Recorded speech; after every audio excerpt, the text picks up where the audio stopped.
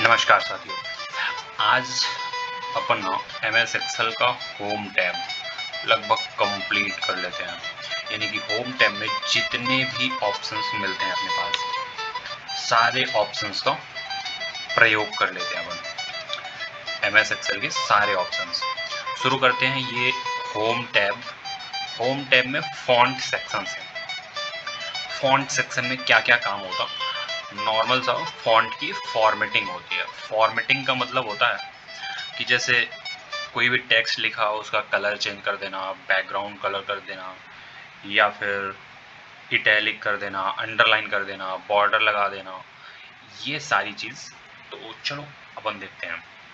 सबसे पहले कुछ यहाँ पर लिख लेते हैं। जैसे मैं मंथ के नेम लिख लेता हूँ, MONTH, मंथ नेम। अभी मंथ नेम फिल करने की ना भी एक तरीका होता है। जैसे मैं यहाँ पे लिखा सिर्फ जनवरी। अगर यहाँ पर मैं सिर्फ जन लिखता हूँ, यानी कि शॉर्ट में नाम लिखता हूँ, उसी को सेलेक्ट करता हूँ और कीबोर्ड से अल्टर HFIS, जैसे ये मैं शॉर्टकट की प्रेस करूँगा तो यहाँ पर हमारे पास एक डायलॉग बॉक्स आ जाएगा, जहाँ पर कॉलम सेलेक्ट करके ऑटो फिल कर देना। और इससे पहले एक काम और करना है, इसको ना शिफ्ट के साथ कुछ डिस्टेंस तक सेलेक्ट कर लेना, अल्टर HFIS। ये डायलॉग बॉक्स, ऑटो फिल और ओके। तो ये हमारे पास शॉर्ट में नेम दे दिया, जनवरी, फरवरी, मार्च, अप्रैल, मई, और ये कुछ रिपीट हो गए हैं तो इनको डिलीट कर सकते हैं। ये कर दिया मैंने डिलीट। ठीक है, इसको थोड़ा सा जूम आउट कर लेते हैं तो हमारे पास पूरे नाम ये दिखने लगेंगे। अब होम टैब में जो है ना, फॉन्ट की फॉर्मेटिंग करना, यानी कि ये जो मंथ नेम लिखा है, जैसे इसको बोल्ड करना होगा तो ये मैंने बोल्ड में क्लिक किया, बोल्ड हो गया। अभी मैं चाहता हूँ कि ये जितने भी नाम लिखे हैं, जनवरी, फरवरी, ये सभी बोल्ड हो जाएं। तो ऐसे एक एक करके करना पड़ेगा। बोल्ड जनवरी को कर दिया, फरवरी को कर दिया। इसको एक साथ करने का तरीका क्या है, सभी को एक साथ सेलेक्ट करो और अब डायरेक्ट बोल्ड कर दो, तो ये एक साथ भी हो जाएगा। और यहाँ इटैलिक में करेंगे तो थोड़ा सा तिरछा हो जाता, रिजल्ट देख सकते हो।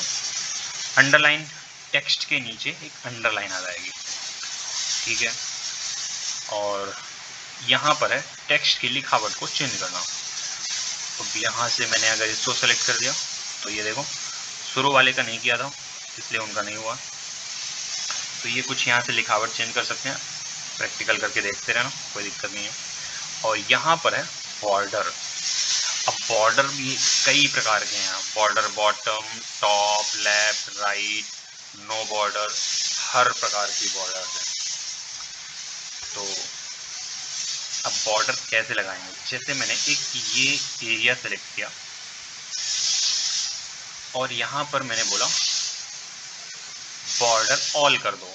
ऑल मतलब चारों तरफ से एक बॉक्स बन गया, एक टेबल फॉर्मेट में आ गया। और मैं कुछ चाहता हूँ कि बॉर्डर टॉप में बस रहे या फिर लेफ्ट, राइट, बॉटम, ये कोई भी एंगल में चाहिए बॉर्डर तो लगा सकते हो, ठीक है। अब अगला चलते हैं बैकग्राउंड कलर। ये जैसे मंथ नेम एक हेडिंग है, तो इसका कुछ बैकग्राउंड कलर करना हो तो यहाँ से बैकग्राउंड कलर कर सकते हैं। इसका टेक्स्ट का कलर बाय डिफ़ॉल्ट रेड है, तो अपन यहाँ से उस टेक्स्ट का कलर भी चेंज कर सकते हैं, येलो, रेड, जो कलर भी करना हो टेक्स्ट का कलर, तो मैं यहाँ से रेड कलर कर देता हूँ, ठीक है। अब चलते हैं यहाँ पे साइज में। साइज मिनिमम 8 है, मैक्सिमम 72 है। लेकिन अगर 72 से भी ज़्यादा जाना हुआ है आपको तो क्या करोगे, तो इसके लिए आप यहाँ पर जा करके ना मैनुअली टाइप कर दोगे। जैसे मैंने कर दिया 100 और इंटर जैसे ही प्रेस करोगे तो वो 100 साइज ले लेगा। और ज़्यादा चाहिए तो यहाँ पे लिख दो 200। तो ये देख सकते हो काफ़ी बड़ा हो चुका है। तो इसको नॉर्मल रेंज में पहले से ले आ लेते हैं, 16, परफेक्ट। और ये साइज़ जो था ना, अभी मैं लिख करके बड़ा कर रहा था और मुझे चाहिए कि थोड़ा थोड़ा बड़ा होता जाए। तो इसमें ये प्लस का आइकॉन जो है, इसमें ऐसे आप एरो बना है, ऐसे क्लिक करते जाओगे थोड़ा थोड़ा, तो ये अपने आप बढ़ता जाएगा, लेकिन 72 तक रुक जाएगा। इससे ज़्यादा चाहिए तो फिर यहाँ पर मैनुअली टाइप ही करना पड़ेगा, जैसे 120 और ये बड़ा सा हो गया। ठीक है, इसको छोटा कर देते हैं और एक्चुअल साइज 16, 14, 12। ठीक है, तो ये आपका फॉन्ट सेक्शन कंप्लीट हुआ। अब चलते हैं अलाइनमेंट सेक्शन में। अलाइनमेंट सेक्शन, अब ये अलाइनमेंट होते हैं 6 अलाइनमेंट। एक टॉप अलाइन और एक मिडिल अलाइन और एक होगा बॉटम अलाइन। ठीक है, और ये लेफ्ट अलाइन, सेंटर अलाइन और ये राइट अलाइन। अब इसमें होता क्या है, जैसे यहाँ पर मैंने टेक्स्ट कुछ लिख लेता हूँ ऐसे ही, जितने एरिया में बॉर्डर है उतना एरिया मैंने सेलेक्ट किया, यहाँ पर लिखा राज और कंट्रोल के साथ एंटर किया तो पूरे में लिख गया। और मैं ऐसा करता हूँ, इनकी साइज भी थोड़ा सा इंक्रीज कर लेता हूँ, हाइट थोड़ा सा इंक्रीज कर लेता हूँ मैं।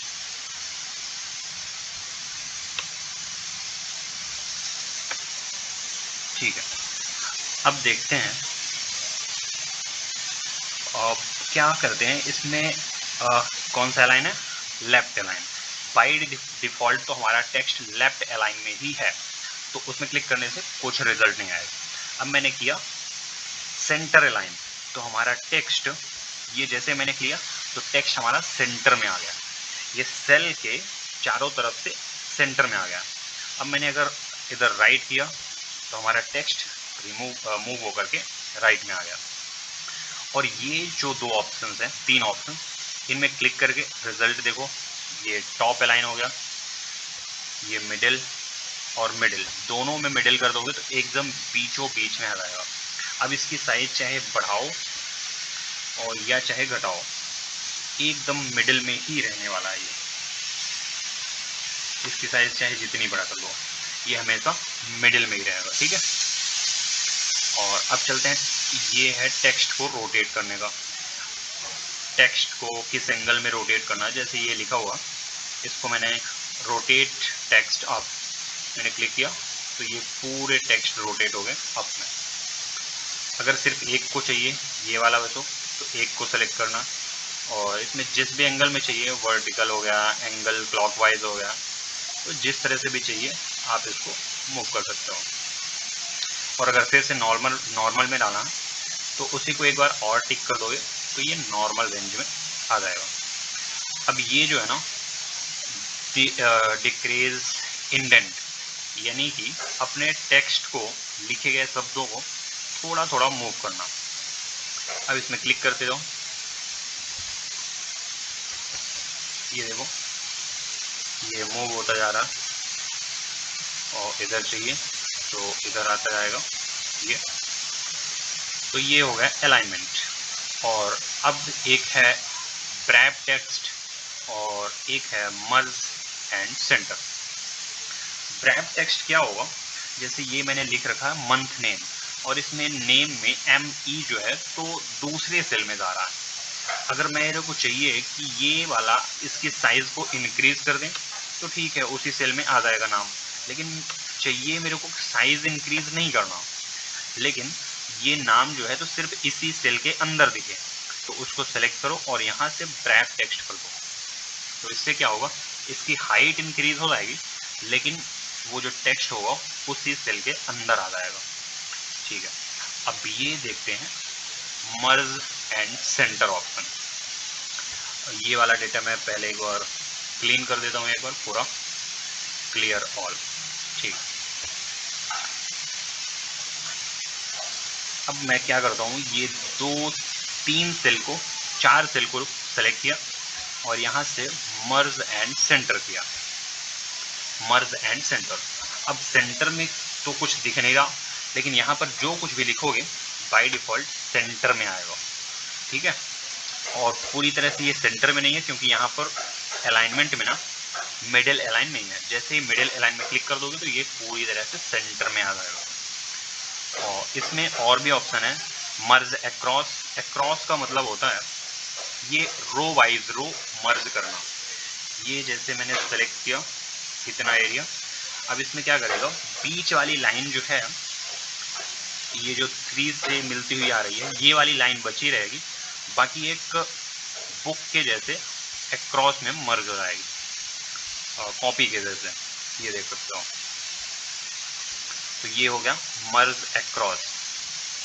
अगला है मर्ज सेल। मर्ज सेल और लगभग मर्ज और सेंटर ये दोनों एक ही रहते हैं। मर्ज एंड सेंटर में क्या होता है कि टेक्स्ट जो होता है तो बीच में आ जाता है, और मर्ज सेल करने से टेक्स्ट जो होता है बाय डिफॉल्ट अपनी पोजीशन पर ही रहता है। ये मैंने सेलेक्ट किया और यहाँ से मर्ज सेल कर दिया। अब इसमें जो कुछ भी लिखेंगे बाय डिफॉल्ट वो अपने पोजीशन पर ही रहेगा, इसकी पोजीशन फिर मूव करना पड़ेगा यहाँ से अलाइनमेंट सेक्शन को यूज करते हुए। ठीक है, अगला है अनमर्ज सेल, यानी कि मर्ज की हुई सेल को हटा देना, अनमर्ज कर देना, तो ये अनमर्ज हो जाएगा। ठीक है, आज के लिए इतना ही रखते हैं। 2 सेक्शन हो चुके हैं, फॉन्ट सेक्शन, अलाइनमेंट सेक्शन, इसके बाद number section, style, cell, editing, और ये आगे की वीडियोस में देखेंगे। ठीक है।